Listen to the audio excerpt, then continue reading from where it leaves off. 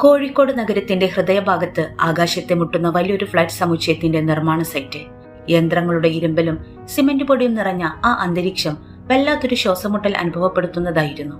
ആ ബഹളങ്ങൾക്കിടയിലൂടെ കനത്ത ചുടുകട്ടകൾ നിറച്ച കുട്ടതലയിലെന്തി ഒരു പെൺകുട്ടി വേഗത്തിൽ പടവുകൾ കയറിപ്പോകുന്നുണ്ടായിരുന്നു. അവളുടെ പേര് ഫാത്തിമ. പ്രായം 22ഓളം തോന്നിക്കുമെങ്കിലും അവളുടെ കണ്ണുകളിൽ ജീവിതം നൽകിയ കഠിനമായ പാഠങ്ങൾ തങ്ങി നിൽക്കുന്നുണ്ടായിരുന്നു. അഴുക്കുപുരണ്ട സാധാരണ സൽവാർ കമ്മീസാണ് വേഷം. മുഖത്ത് വിയർപ്പുതുള്ളികൾ തിളങ്ങുന്നുണ്ടെങ്കിലും ആ കണ്ണുകളിലെ നിശ്ചയദാർഢ്യം മറ്റെന്തിനേക്കാളും മുകളിൽ നിന്നു. ഫാത്തിമയുടെ ജീവിതം കഴിഞ്ഞ 3 വർഷമായി ഈ നിർമ്മാണ സൈറ്റിലാണ്. പണ്ട് നല്ലൊരു ആശാരിയായിരുന്നു അവളുടെ ഉപ്പ. ഒരു അപകടത്തിൽപ്പെട്ട് തളർന്നു പോയതോടെയാണ് ആ കുടുംബത്തിന്റെ മുഴുവൻ ഭാരവും അവളുടെ ചെറിയ തോളുകളിലായത്. ഉമ്മയാകട്ടെ വിട്ടുമാറാത്ത രോഗങ്ങളിൽ കിടപ്പിലുമാണ്. 8ാം ക്ലാസ്സിൽ പഠിക്കുന്ന അനിയന്റെ പഠന ചെലവും വീട്ടു ചെലവും കണ്ടെത്താൻ ഈ കഠിനാധ്വാനമല്ലാതെ ഫാത്തിമക്ക് മുന്നിൽ വേറെ വഴിയില്ലായിരുന്നു.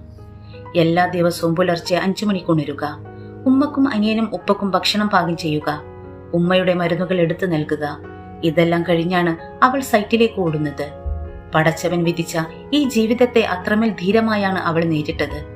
അന്നൊരു ദിവസം പതിവ് പോലെ പണികളിൽ മുഴുകിയിരിക്കുമ്പോഴാണ് സൈറ്റിലേക്ക് കറുത്ത നിറത്തിലുള്ള 2 ആഡംബര കാറുകൾ പാഞ്ഞു വന്നു നിന്നത്. പണിക്കാർക്കിടയിൽ പെട്ടെന്നൊരു നിശബ്ദത പടർന്നു. മുതലാളിയുടെ മകൻ വന്നിരിക്കുന്നു. കാറിന്റെ പിൻവാതിൽ തുറന്നു പുറത്തിറങ്ങിയ ആ ചെറുപ്പക്കാരനാണ് അനസ്. വിദേശത്ത് നിന്ന് ബിസിനസ് മാനേജ്മെന്റ് പഠനം പൂർത്തിയാക്കി നാട്ടിൽ തിരിച്ചെത്തിയിട്ടേ ഉണ്ടായിരുന്നുള്ളൂ. വിലപിടിപ്പുള്ള വസ്ത്രങ്ങളും കൂളിംഗ് ഗ്ലാസും ധരിച്ച അവനിൽ ഒരു തരം ഗാംഭീര്യവും അധികാരവും ഉണ്ടായിരുന്നു. ബിസിനസ് സാമ്രാജ്യം ഇനി അനസിന്റെ കൈകളിലേക്കാണ് വരാൻ പോകുന്നത്. ഗൗരവത്തോടെ സൈറ്റിലേക്ക് നടന്നു വന്ന അനസ് മാനേജറോട് ജോലിയെക്കുറിച്ച് ദേഷ്യത്തോടെ ചോദിക്കുന്നുണ്ടായിരുന്നു. ആ സമയത്ത് ഫാത്തിമ മുകൾ നിലയിൽ നിന്നും കട്ടകളുമായി താഴേക്ക് വരികയായിരുന്നു. പെട്ടെന്ന് സിമന്റ് ചാക്കുകൾക്കിടയിൽ കിടന്നിരുന്ന ഒരു കമ്പിയിൽ തട്ടി അവളുടെ കാൽ തെറ്റി. പടച്ചോനെ എന്ന് വിളിച്ചുകൊണ്ട് അവൾ താഴേക്ക് മറിയാൻ തുടങ്ങി. തൊട്ടു താഴെ നിന്നിരുന്നവർ ഭയത്തോടെ നോക്കി. പക്ഷേ താഴേക്ക് വീഴുന്നതിന് തൊട്ടു മുമ്പ് അവൾ വലിയൊരു കോൺക്രീറ്റ് തൂണിൽ പിടിച്ച് സ്വയം ബാലൻസ് ചെയ്തു. എന്നാൽ അവളുടെ തലയിലുണ്ടായിരുന്ന കുട്ട താഴേക്ക് മറിഞ്ഞ് ചുടുകട്ടകൾ നിലത്ത് വീണു തകർന്നു. ശബ്ദം കേട്ട് കോൺട്രാക്ടർ അങ്ങോട്ടേക്ക് ഓടിയെത്തി.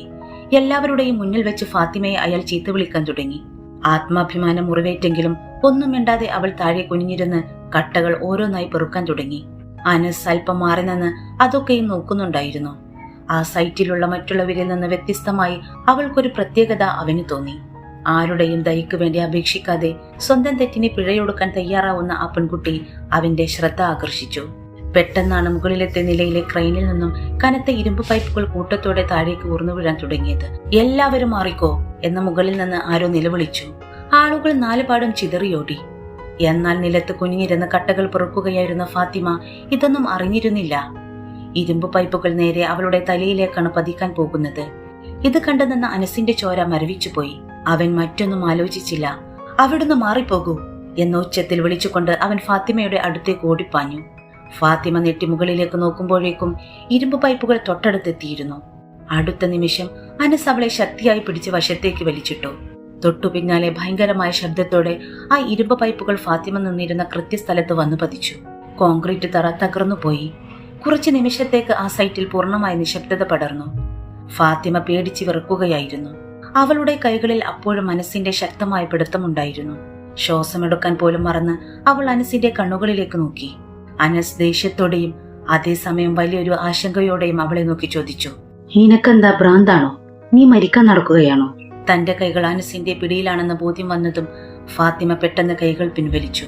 അവൾ എഴുന്നേറ്റ് മാറി നിന്ന് തട്ടം ശരിയാക്കി. എനിക്ക് കുഴപ്പമൊന്നുമില്ല സർ," അവൾ വിറക്കുന്ന ശബ്ദത്തിൽ പറഞ്ഞു. "കുഴപ്പമില്ലെന്നോ? 1 സെക്കൻഡ് വൈകിയിരുന്നെങ്കിൽ നീ ഇപ്പോൾ ജീവനോടെ ഉണ്ടാകുമായിരുന്നില്ല." അനസിന്റെ ശബ്ദത്തിൽ അപ്പോഴും അഭയമുണ്ടായിരുന്നു. ഇരുമ്പ് പൈപ്പുകൾ തകർത്തു കളഞ്ഞ തറയിലേക്ക് നോക്കി ഫാത്തിമയും മനസ്സും സ്തംഭിച്ചു നിന്നു. അപ്പോഴേക്കും കോൺട്രാക്ടർ നാസർ ഓടിയെത്തി. സംഭവിച്ചത് എന്താണെന്ന് അറിയുന്നതിനു മുമ്പേ അയാൾ അനസിനെ നോക്കി പരുങ്ങാൻ തുടങ്ങി. "സാറേ, ഇവളെയൊക്കെ ഒന്നും പറയാൻ പറ്റില്ല. എപ്പോഴും ഇങ്ങനെയാണ്. ശ്രദ്ധയില്ലാത്ത പണി. കട്ട പൊട്ടിച്ചതും പോരാ, ഇപ്പോൾ വലിയൊരു അപകടവും വരുത്തിവെച്ചു. സാർ ഒന്ന് മാറി നിൽക്കൂ, ഞാൻ ഇവളെ ഒന്ന് ശരിയാക്കട്ടെ." നാസർ ഫാത്തിമക്ക് നേരെ ആക്രോശിക്കാൻ തുടങ്ങി. നാസറിന്റെ ആ വാക്കുകൾ ഫാത്തിമയുടെ നെഞ്ചിൽ ഒരു കനൽ പോലെ ചെന്ന് തറച്ചു. ജീവൻ നഷ്ടപ്പെടാമായിരുന്ന ഒരു നിമിഷത്തിന്റെ ആഘാതത്തിൽ നിന്ന് മുക്തി നേടും മുമ്പെയാണ് തൊഴിലിടത്തിലെ ഈ ക്രൂരത. ഫാത്തിമ ആദ്യമായി തന്റെ മുഖമുയർത്തി നാസറിന്റെ കണ്ണുകളിലേക്ക് നോക്കി. അവളുടെ ശബ്ദം ഇറക്കുന്നുണ്ടായിരുന്നെങ്കിലും അതിൽ മരണം കണ്ടതിന്റെ ഭയമായിരുന്നില്ല. മറിച്ച് കടുത്ത ആത്മാഭിമാനം അലയടിക്കുന്നുണ്ടായിരുന്നു. ഞങ്ങൾ പണിക്കാർക്ക് എന്താണ് നാസർക്ക ഇത്ര കുഴപ്പം? ഫാത്തിമയുടെ ചോദ്യം കേട്ട് ചുറ്റും നിന്നിരുന്ന തൊഴിലാളികൾ ഒന്ന് നെട്ടി. അനസ് താൻ അറിയാതെ തന്നെ ഒന്ന് ശ്രദ്ധിച്ചു. ഫാത്തിമ തുടർന്നു, ഞങ്ങൾ പാവങ്ങളാണ്, ദിവസവും കൂലിക്ക് പണിയെടുക്കുന്നവരാണ്. അതിനർത്ഥം ഞങ്ങളുടെ ജീവന് ഒരു വിലയുമില്ലെന്നാണോ? മുതലാളിമാരുടെ ജീവന് മാത്രമാണോ ഈ ദുനിയാവിൽ വിലയുള്ളത്? ഒരു സെക്കൻഡ് മുമ്പ് ഞാൻ ഇവിടെ നിന്നിരുന്നെങ്കിൽ ആ പൈപ്പുകൾ തകർത്തത് എന്റെ ശരീരത്തെയായിരുന്നു. അപ്പോൾ നാസർക്ക് ചോദിക്കാൻ പോകുന്നത് എന്റെ നഷ്ടപരിഹാരത്തെക്കുറിച്ചാണോ അതോ പൊട്ടിയ കട്ടകളുടെ കണക്കോ? ഫാത്തിമയുടെ ആ വാക്കുകൾ അവിടെയുള്ള അന്തരീക്ഷത്തെ തണുപ്പിച്ചു. പണത്തിന്റെ അഹങ്കാരത്തിൽ ശീലിച്ച നാസറിനെ മറുപടി മുട്ടി. അവൻ കുറ്റബോധത്തോടെയല്ല, മറിച്ച് തന്റെ അധികാരത്തിന് മേലുണ്ടായ ഈ ചോദ്യം കേട്ട് നിശബ്ദനായി. അനസ് ഒരടി മുന്നോട്ട് വെച്ചു. അവനും ജീവിതത്തിൽ ആദ്യമായാണ് ഇത്തരമൊരു ചോദ്യം കേൾക്കുന്നത്. പണം ഉണ്ടാക്കാൻ പണിയിടങ്ങളിൽ പണിയെടുത്ത മനുഷ്യർക്കുമുണ്ട് അന്തസ്സും ജീവനുമെന്ന് അവൻ അപ്പോൾ തിരിച്ചറിയുകയായിരുന്നു. അനസ് ഒന്ന് നെടുവീർപ്പിട്ടു. അവന് എന്തോ പറയാനുണ്ടായിരുന്നു. പക്ഷെ ഫാത്തിമ കുട്ടയുമെടുത്ത് അവിടെ നിന്ന് വേഗത്തിൽ നടന്നുപോയി. അവളുടെ ഓരോ ചുവടിലും ഒരു തരം നിശ്ചയദാർഢ്യമുണ്ടായിരുന്നു. അന്നത്തെ ദിവസം മുഴുവൻ അവൾ ജോലിയിൽ മുഴുകി. പക്ഷേ ഫാത്തിമ പറഞ്ഞ വാക്കുകൾ അനസിന്റെ കാതുകളിൽ ഒരു ഇരുമ്പുമണി പോലെ മുഴങ്ങിക്കൊണ്ടേയിരുന്നു. അന്ന് രാത്രി ചൗഹാൻ പാലസ് എന്ന ആഡംബര വീട്ടിലെ എയർ കണ്ടീഷണർ മുറിയിൽ കിടന്നിട്ടും അനസിന് ഉറക്കം വന്നില്ല. ജനലിലൂടെ പുറത്തെ നഗരത്തിന്റെ വെളിച്ചത്തേക്ക് നോക്കി നിൽക്കുമ്പോഴും അവന്റെ മനസ്സിൽ പകൽ കണ്ട ആ പെൺകുട്ടിയുടെ മുഖമായിരുന്നു. വിയർപ്പിൽ കുതിർന്ന ആ മുഖം, കണ്ണുകളിലെ തിളക്കം, അതിനേക്കാൾ മൂർച്ചയുള്ള അവളുടെ ചോദ്യം. പണത്തിന്റെ തിളക്കത്തിൽ മാത്രം ശീലിച്ച അവന് ദാരിദ്ര്യത്തിന്റെ നടുവിലും ആത്മാഭിമാനം കൈവിടാത്ത ഒരു പെൺകുട്ടിയുടെ ജീവിതം പുതിയൊരു അറിവായിരുന്നു. പിറ്റേന്ന് രാവിലെ അനസ് വീണ്ടും സൈറ്റിലെത്തി. സാധാരണയായി നേരെ എഞ്ചിനീയർമാരുടെ ക്യാബിനിലേക്ക് പോകുന്ന അവൻ അന്ന് കാറിലിരുന്ന തൊഴിലാളികളുടെ കൂട്ടത്തിലേക്ക് കണ്ണോടിച്ചു. അവന്റെ കണ്ണുകൾ അറിയാതെ ഫാത്തിമയെ തിരയുകയായിരുന്നു. കുറച്ചു കഴിഞ്ഞപ്പോൾ സിമന്റ് ചാക്കുകൾക്കിടയിലൂടെ അന്നും കനത്ത ചുമടുമായി പടവുകൾ കയറുന്ന ഫാത്തിമയെ അവൻ കണ്ടു. അവളുടെ മുഖത്ത് അതേ ശാന്തതയും ആത്മാഭിമാനവും ഉണ്ടായിരുന്നു. അപ്പോഴേക്കും സൈറ്റിന്റെ മറ്റൊരു വശത്ത് വലിയൊരു ബഹളം കേട്ടു. പ്രായമായ ഒരു തൊഴിലാളി കോൺട്രാക്ടർ നാസറിന്റെ മുന്നിൽ കൈകൂപ്പി കരയുകയായിരുന്നു. നാസർക്ക, എന്റെ മകന് കടുത്ത പനിയാണ്. ആശുപത്രിയിൽ കൊണ്ടുപോകാൻ കയ്യിൽ ഒരു പൈസയുമില്ല. ഇന്നത്തെ കൂലി അല്പം മുൻകൂട്ടി തരണമെന്ന് പടച്ചോനെ ഓർത്ത് അപേക്ഷിക്കുകയാണ്. ആ വൃദ്ധന്റെ കരച്ചിൽ കേട്ട് നാസർ പൊട്ടിച്ചിരിച്ചു. പണി തീരുന്നതിന് മുമ്പ് ഇവിടെ ആർക്കും കാശ് കൊടുക്കില്ല. നിയമം എല്ലാവർക്കും ഒന്നാണ്. മാറി നിൽക്കങ്ങോട്ട്. നാസർ അയാളെ തള്ളി മാറ്റി. അവിടെ ഉണ്ടായിരുന്ന ആർക്കും അതിലിടപെടാൻ ധൈര്യമുണ്ടായിരുന്നില്ല. അപ്പോഴാണ് മുകളിൽ നിന്നും ഫാത്തിമ അങ്ങോട്ടേക്ക് ഓടിയെത്തിയത്. നാസർക്ക, ആ ഇക്കാന്റെ കുട്ടിക്ക് സുഖമില്ലാഞ്ഞിട്ടല്ലേ? 2 ദിവസത്തെ കൂലി അഡ്വാൻസ് കൊടുത്താൽ പടച്ചവൻ നിങ്ങൾക്ക് ബർക്കത്ത് തരും. ഫാത്തിമ ഉറച്ച ശബ്ദത്തിൽ പറഞ്ഞു. നീ ഇവിടെ വലിയ നേതാവാകാൻ നോക്കണ്ട ഫാത്തിമ, നിന്റെ പണി നോക്കിയാൽ മതി. നാസർക്ക് ദേഷ്യപ്പെട്ടു. ആ നിമിഷമാണ് അനസ് അവിടേക്ക് കടന്നു വന്നത്. അനസ് ശാന്തനായി നാസറിനോട് പറഞ്ഞു, അയാൾക്ക് ആവശ്യമുള്ള പണം ഇപ്പോൾ തന്നെ നൽകണം നാസർ. അനസിന്റെ ആ കൽപ്പന കേട്ട് നാസർ ഒന്ന് വിറച്ചു. ആ പാവം തൊഴിലാളി കണ്ണീരോടെ അനസിന് നന്ദി പറഞ്ഞു. പക്ഷേ അനസിന്റെ ശ്രദ്ധ മുഴുവൻ ഫാത്തിമയിലായിരുന്നു. ഈ വലിയ മുതലാളിയുടെ മകൻ എന്തിനാണ് തന്റെ ഓരോ വാക്കുകൾക്കും ഇത്രമാത്രം വില നൽകുന്നത് എന്ന് ഫാത്തിമക്ക് മനസ്സിലായില്ല.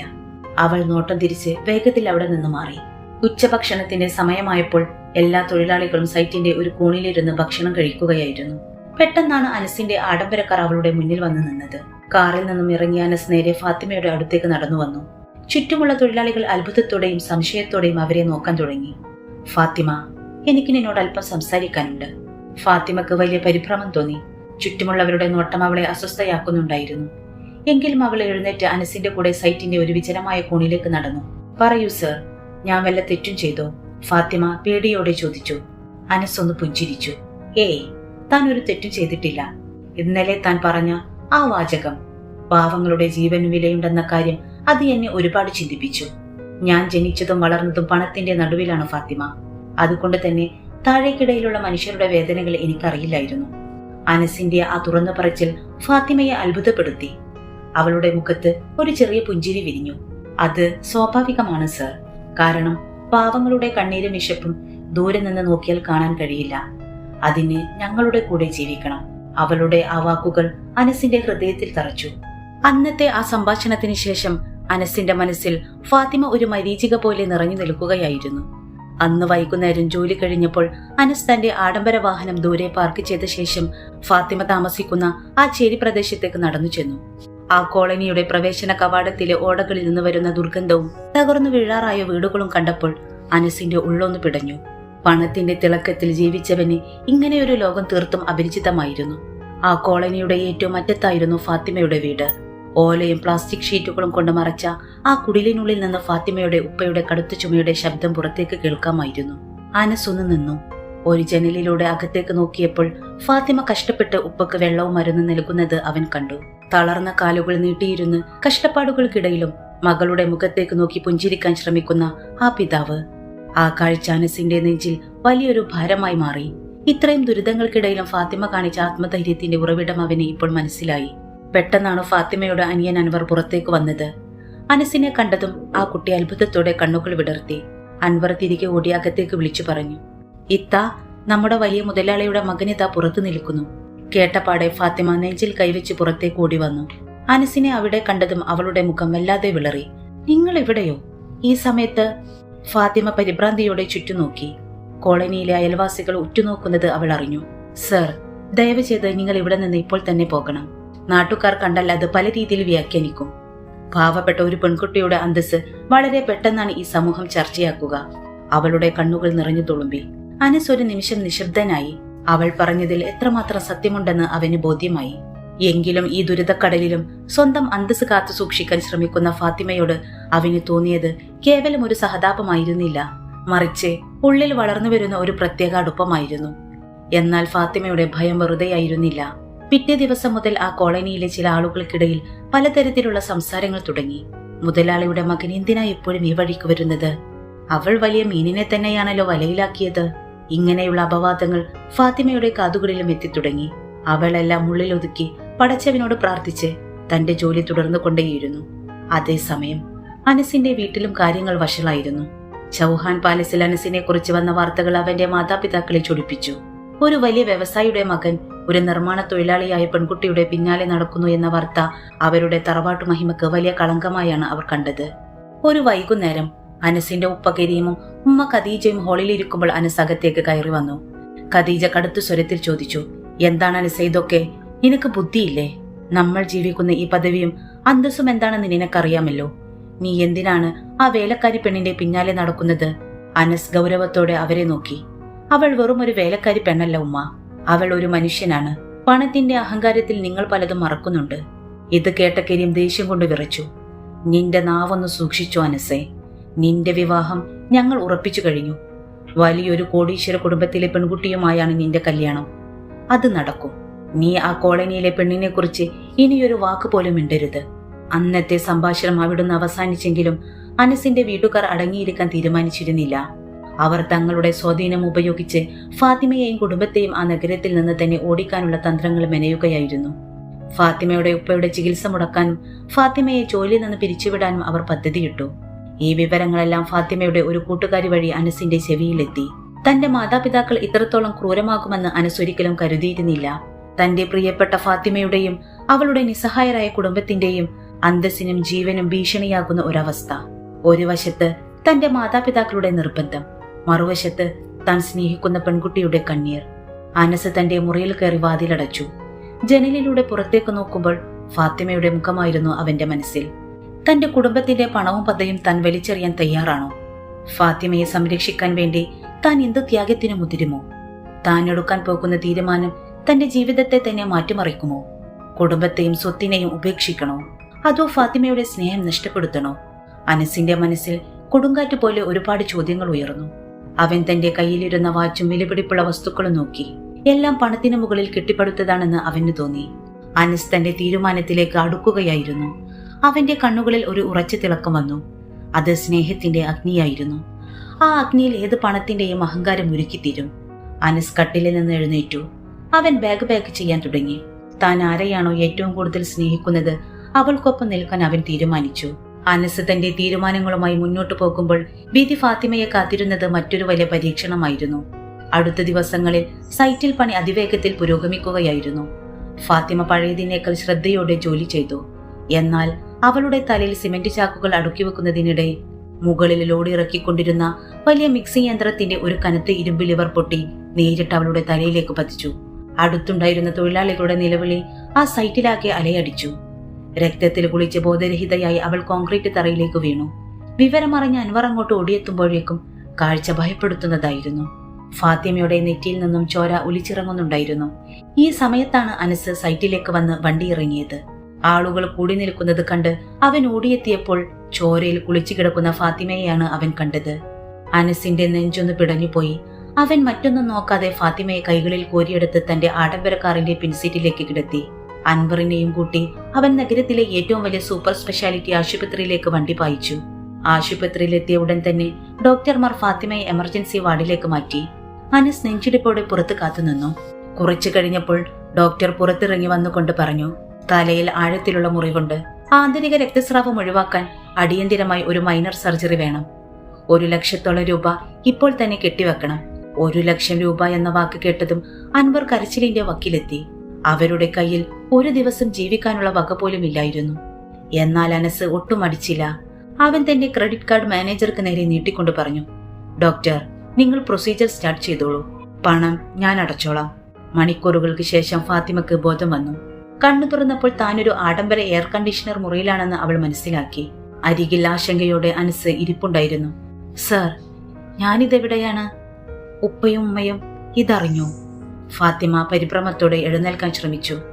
താൻ പേടിക്കണ്ട ഫാത്തിമ, സർജറി കഴിഞ്ഞു. ഇപ്പോൾ കുഴപ്പമൊന്നുമില്ല.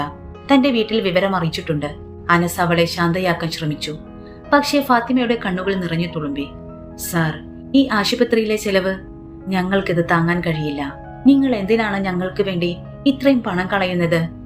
ഈ കടം വീട്ടാൻ എന്റെ ഈ ആയുസ് മുഴുവൻ പണിയെടുത്താൽ പോലും കഴിയില്ല.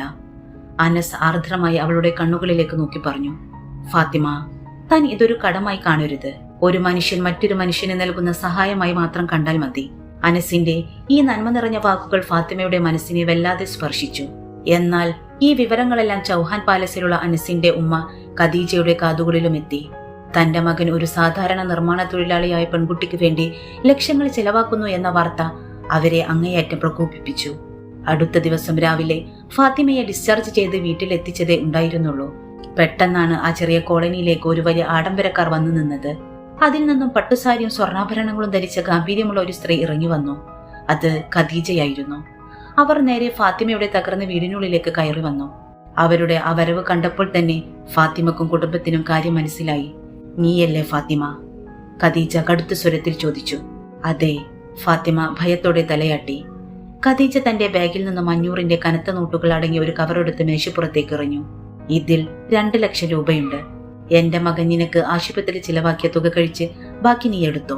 ഇത് വാങ്ങിയിട്ട് നീയും നിന്റെ കുടുംബവും ഈ നഗരം വിട്ടുപോകണം.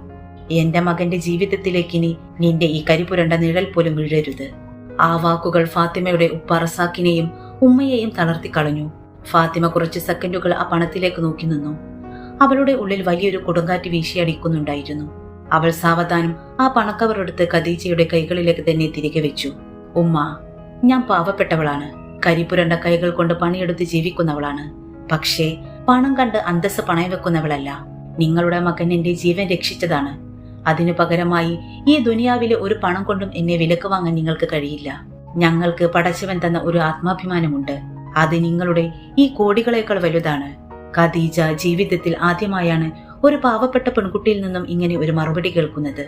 അവർ ദേഷ്യം കൊണ്ട് വിറച്ചുപോയി. നിന്റെ അഹങ്കാരം എന്റെ അടുത്ത് തീർക്കാൻ നോക്കേണ്ട. നിന്റെ സ്ഥാനം എവിടെയാണെന്ന് ഞാൻ കാണിച്ചു തരാം എന്ന് ആക്രോശിച്ചുകൊണ്ട് അവർ അവിടെ നിന്നും ഇറങ്ങിപ്പോയി. ഖദീജയുടെ അധിക്ഷേപങ്ങൾ ഫാത്തിമയെ തളർത്തിയില്ലെങ്കിലും അത് അനസിന്റെ മനസ്സിൽ വലിയൊരു മാറ്റമാണ് ഉണ്ടാക്കിയത്. തന്റെ മാതാപിതാക്കളുടെ അഹങ്കാരവും പണത്തിന്റെ പേരിൽ അവർ കാണിച്ച ക്രൂരതയും അനസിനെ വല്ലാതെ വേദനിപ്പിച്ചു. താൻ സ്നേഹിക്കുന്ന പെൺകുട്ടിയെ ഇനിയും ഈ ദുരിതത്തിൽ തള്ളാൻ അവന് കഴിയില്ലെന്ന് അവൻ ഉറപ്പിച്ചു. അന്ന് വൈകുന്നേരം മനസ്സ് ഫാത്തിമയുടെ വീട്ടിലേക്ക് പാഞ്ഞെത്തി. ഉമ്മ വന്ന് സംസാരിച്ച കാര്യങ്ങൾക്ക് അവൻ ഫാത്തിമയോട് മാപ്പ് ചോദിച്ചു. ഫാത്തിമ, എന്റെ ഉമ്മയോട് ക്ഷമിക്കണം. അവർ പണത്തിന്റെ അഹങ്കാരത്തിലാണ് അങ്ങനെ സംസാരിച്ചത്. അനസ് വിഷമത്തോടെ പറഞ്ഞു. ഫാത്തിമ കണ്ണീരോടെ മറുപടി നൽകി. സാർ, ഇത് നിങ്ങളുടെ തെറ്റല്ല. പക്ഷേ നമ്മൾ തമ്മിലുള്ള ലോകം വളരെ വ്യത്യാസമുള്ളതാണ്. ഇനി ദയവ് ചെയ്ത് നിങ്ങൾ ഈ വഴിക്ക് വരരുത്. പെട്ടെന്നാണ് അനസ് ഫാത്തിമയുടെ കൈകളിൽ മുറുകെ പിടിച്ചത്. എനിക്ക് ഒന്നിന്റെയും വ്യത്യാസമില്ല ഫാത്തിമ. പണവും പദവിയും നോക്കിയല്ല ഞാൻ നിന്നോട് അടുത്തത്. ഈ ദുനിയാവിൽ എനിക്ക് ഏറ്റവും പ്രിയപ്പെട്ടവളായി നീ മാറിക്കഴിഞ്ഞു. എനിക്ക് നിന്നെ അത്രമേൽ ഇഷ്ടമാണ്. അനസിന്റെ ആ പ്രണയാഭ്യർത്ഥന കേട്ട് ഫാത്തിമ ഒരു നിമിഷം സ്തംഭിച്ചു പോയി. ആ നിമിഷം പുറത്ത് മഴ പെയ്യുന്നുണ്ടായിരുന്നു. അവളുടെ ഉള്ളിലും അനസിനോടുള്ള സ്നേഹം പൂത്തുലയുകയായിരുന്നു. എന്നാൽ യഥാർത്ഥ ലോകത്തെത്തി നിന്നപ്പോൾ അവൾക്ക് ഭയമായിരുന്നു. ഇല്ല സർ, നമ്മൾ തമ്മിൽ യാതൊരു പൊരുത്തവുമില്ല. നിങ്ങൾ വലിയ തറവാട്ടിലെ ആൺകുട്ടിയാണ്, ഞാനൊരു സാധാരണ തൊഴിലാളിയും. ഈ ബന്ധം നമ്മുടെ ജീവിതത്തെ തകർത്തു കളയുമെന്ന് എനിക്ക് പേടിയുണ്ട്. അനസ് ഉറച്ച ശബ്ദത്തിൽ പറഞ്ഞു. പണവും പദവിയും നോക്കിയല്ല മനുഷ്യർ പരസ്പരം സ്നേഹിക്കേണ്ടത്. എന്റെ ഉമ്മയും ഉപ്പയും എതിർത്താലും ഞാൻ നിന്നെ കൈവിടില്ല. ആ സമയം അകത്തെ മുറിയിൽ നിന്നും ഫാത്തിമയുടെ ഉപ്പ റസാക്ക് ചുമച്ചുകൊണ്ട് പുറത്തേക്ക് വന്നു. പുറത്ത് നടന്ന സംഭാഷണങ്ങളെല്ലാം അദ്ദേഹം കേൾക്കുന്നുണ്ടായിരുന്നു. അദ്ദേഹം അനസിന്റെ അരികിലേക്ക് നടന്നു ചെന്നു. എല്ലാ ധനികരും ഒരുപോലെയല്ല മോനെ. നിന്റെ മനസ്സിൽ കള്ളമില്ലെന്ന് എനിക്കറിയാം. ഫാത്തിമയെ സംരക്ഷിക്കാൻ നിനക്ക് കഴിയും. അദ്ദേഹം അനസിന്റെ കൈകൾ പിടിച്ച് ഫാത്തിമയുടെ കൈകളിലേക്ക് ചേർത്തു വെച്ചു. ആ ചെറിയ കോളനിയിലെ ഒരു കൊച്ചു പള്ളിയിൽ വെച്ച് ആഡംബരങ്ങളോ വലിയ ആഘോഷങ്ങളോ ഇല്ലാതെ അനസിന്റെയും ഫാത്തിമയുടെയും നിക്കാഹ് നടന്നു. ഫാത്തിമയുടെ വീട്ടുകാരും കുറച്ച് സഹപ്രവർത്തകരും മാത്രം പങ്കെടുത്ത ആ ചടങ്ങിൽ കയ്യിൽ മൈലാഞ്ചി അണിയാൻ പോലും സാധിക്കാതെ ഒരു സാധാരണ പട്ടുതട്ടമിട്ട് അവൾ അനസിന്റെ കൂടെ ഇറങ്ങുമ്പോൾ പുതിയൊരു ജീവിതത്തിലേക്കാണ് അവൾ കാലെടുത്തു വെക്കുന്നത് എന്ന് അവൾ അറിഞ്ഞിരുന്നില്ല. എന്നാൽ ഈ വിവാഹ വിവരം അറിഞ്ഞ അനസിന്റെ ഉപ്പ കരീം ദേഷ്യം കൊണ്ട് ജ്വലിക്കുകയായിരുന്നു. തന്റെ അന്തസ്സിനും തറവാട്ടു മഹിമക്കും ഏറ്റ ഏറ്റവും വലിയ ആഘാതമായി അദ്ദേഹം ഈ നിക്കാഹിനെ കണ്ടു. പിറ്റേ ദിവസം അനസ് ഫാത്തിമയെയും കൂട്ടി ചൗഹാൻ പാലസിന്റെ പടിക്കലെത്തി. അവർ അകത്തേക്ക് കയറാൻ തുടങ്ങിയപ്പോഴേക്കും കരീമും ഖദീജയും ഹാളിലേക്ക് ഇറങ്ങി വന്നു. ഇങ്ങോട്ട് കയറിപ്പോകരുത്, കരീം ഇടിമുഴക്കം പോലെ ഉറക്കെ വിളിച്ചു പറഞ്ഞു. എന്റെ അനുവാദമില്ലാതെ ഒരു വേലക്കാരി പെണ്ണിനെ ഈ വീട്ടിലേക്ക് കയറ്റാൻ ഞാൻ ഉദ്ദേശിച്ചിട്ടില്ല. അനസ് വിനയത്തോടെ ഉറച്ചു നിന്ന് പറഞ്ഞു. ഉപ്പ, ഇവൾ എന്റെ ഭാര്യയാണ്. ഈ വീട്ടിൽ ജീവിക്കാൻ ഇവൾക്ക് അവകാശമുണ്ട്. ഭാര്യയോ? ആരുടെ അനുവാദത്തോടെയാണ് ഈ നിക്കാഹ് നടന്നത്? ഖദീജ ദേഷ്യത്തോടെ ചോദിച്ചു. നിന്റെ സ്വത്തും പണവും കണ്ടുവന്നവളെ ഞങ്ങൾ മരുമകളായി അംഗീകരിക്കില്ല. അനസ് അപ്പോൾ തന്നെ തന്റെ തീരുമാനം അറിയിച്ചു. എനിക്ക് നിങ്ങളുടെ സ്വത്തോ പണമോ വേണ്ട ഉമ്മ. എനിക്ക് ഫാത്തിമയെ മാത്രം മതി. ഞങ്ങൾ ഒരു ചെറിയ വാടക മുറിയിൽ ജീവിച്ചോളാം. അങ്ങനെയാണെങ്കിൽ ഇപ്പോൾ തന്നെ എന്റെ വീടിന്റെ പടി ഇറങ്ങിക്കോണം. ഇനി മേലാൽ കരീമിന്റെ മകനാണെന്ന് പറഞ്ഞ് ഈ വഴിക്ക് വന്നു പോകരുത്. എന്റെ ബിസിനസ്സിലോ സ്വത്തിലോ നിനക്കിനി യാതൊരു അവകാശവുമില്ല. പിതാവിന്റെ വാക്കുകൾ അനസിനെ തകർത്തു. ഫാത്തിമ കരഞ്ഞുകൊണ്ട് പറഞ്ഞു. വേണ്ട, ഞാൻ കാരണം നിങ്ങളുടെ കുടുംബം തകരരുത്. നിങ്ങൾ എന്നെ ഉപേക്ഷിച്ചോളൂ. പക്ഷേ അനസ് അവളെ ചേർത്ത് പിടിച്ച് അവലെ കൊട്ടാരത്തിന്റെ പടവുകൾ ഇറങ്ങി നടന്നു. അനസ് തന്റെ ആഡംബര ജീവിതം ഉപേക്ഷിച്ച് ഫാത്തിമയോടൊപ്പം നഗരത്തിലെ ഒരു ചെറിയ വാടക മുറിയിലേക്ക് മാറി. ഒരു സാധാരണ ഓഫീസിൽ ചെറിയൊരു ശമ്പളത്തിന് അവൻ ജോലിക്ക് കയറി. ഫാത്തിമ വീട്ടുജോലികൾ ചെയ്ത് അവനെ സഹായിക്കാൻ തുടങ്ങി.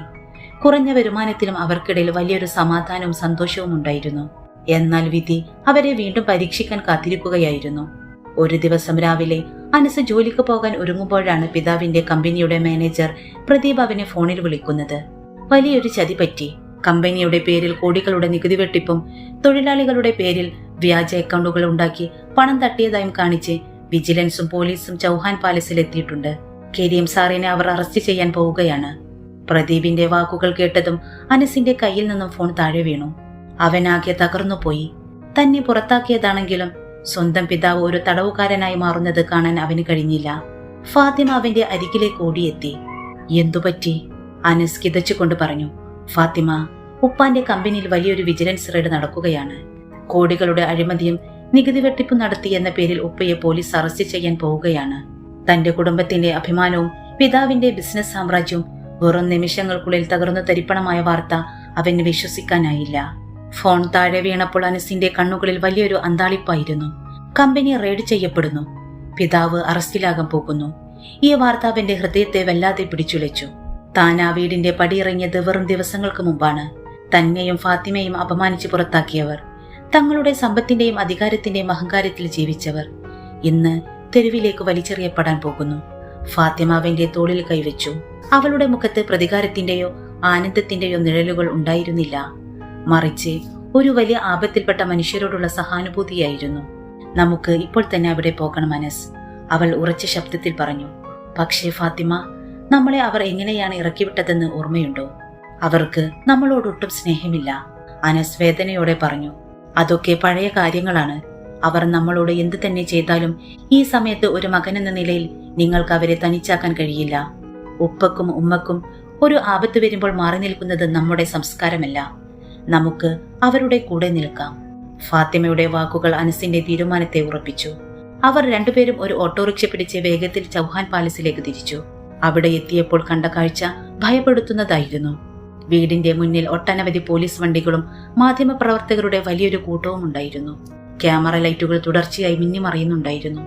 മലബാറിലെ ഏറ്റവും വലിയ ബിൽഡർ കോടികളുടെ അഴിമതി കേസിൽ കുടുങ്ങിയെന്ന വാർത്ത ചാനലുകളിൽ ബ്രേക്കിംഗ് ന്യൂസായി ഓടിക്കൊണ്ടിരുന്നു. അനസും ഫാത്തിമയും ജനക്കൂട്ടത്തെ വകഞ്ഞുമാറ്റി വീടിന്റെ അകത്തേക്ക് കയറി. ഹാളിൽ പോലീസ് ഉദ്യോഗസ്ഥർ കമ്പനിയുടെ പ്രധാന ഫയലുകളെല്ലാം പരിശോധിക്കുകയായിരുന്നു. ഒരു വശത്ത് ഖദീജ സോഫയിലിരുന്ന് പൊട്ടിക്കരയുകയായിരുന്നു. എപ്പോഴും ഗാംഭീര്യത്തോടെ മാത്രം നടന്നിരുന്ന കരീം തലയിൽ കൈവച്ച് ആകെ തകർന്ന് കസേരയിൽ ഇരിക്കുന്നത് അനസ് കണ്ടു. അവന്റെ ഉള്ളൊന്നു പിടഞ്ഞു. എന്താണ് ഓഫീസർ, എന്താണ് ഇവിടെ സംഭവിക്കുന്നത്? അനസ് മുന്നോട്ട് വന്ന് ഡിവൈഎസ്പിയോട് ചോദിച്ചു. പോലീസ് ഓഫീസർ ഫയലുകൾ കാണിച്ചുകൊണ്ട് പറഞ്ഞു, കഴിഞ്ഞ കുറെ വർഷങ്ങളായി നിങ്ങളുടെ കമ്പനി നൂറുകണക്കിന് തൊഴിലാളികളുടെ പേരിൽ വ്യാജ അക്കൗണ്ടുകൾ ഉണ്ടാക്കി ശമ്പളപ്പണം തട്ടിയെടുത്തിട്ടുണ്ട്. കൂടാതെ വലിയ രീതിയിലുള്ള നികുതി വെട്ടിപ്പ് നടന്നിട്ടുണ്ട്. ഇതിന്റെ എല്ലാം ഉത്തരവാദിത്തം കമ്പനി ഉടമയായ കരീമിനാണ്.